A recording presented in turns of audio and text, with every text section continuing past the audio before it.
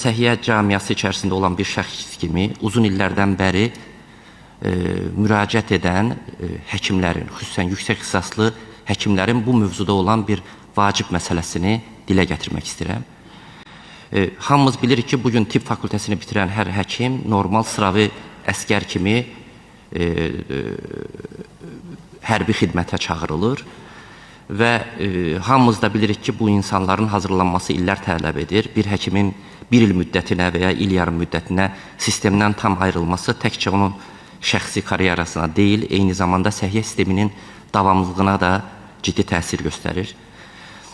Düşünürəm ki, bugün biz qardaş Türkiyədə, Cənubi Koreyada, İsraildə uzun illərdən bəri tətbiq olunan yeni yanaşmanı həkimlər üçün də tətbiq etsək, bu beynəlxalq təcrübəyə daha uyğun olacaq.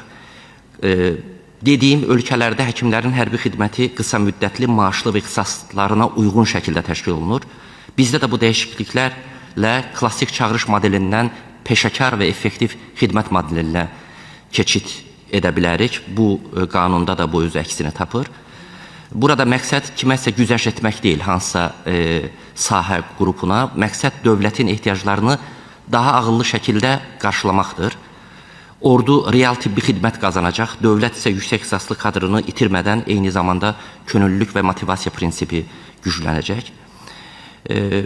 Mən rəqəmi bildirmək istəyirəm ki, aparılan statistikada göstərilir ki, tibb fakültəsini bitirən həkimlərin çoxu xarici ölkələrə getmə səbəblərindən biri öz peşəkar fəaliyyətini itirməmək adına statistikada çox az hissəsinin əskərliyə getdiyini, çoxunun xarici ölkələrdə təhsilini davam etdirdiyi də bir verilən məlumatlar içərisindədir. Ona görə düşünürəm ki, gələcəkdə bu mövzunun, mən düşünürəm, aidiyyatı qurumlar qarşısında müzakirə olunmasına ehtiyac var.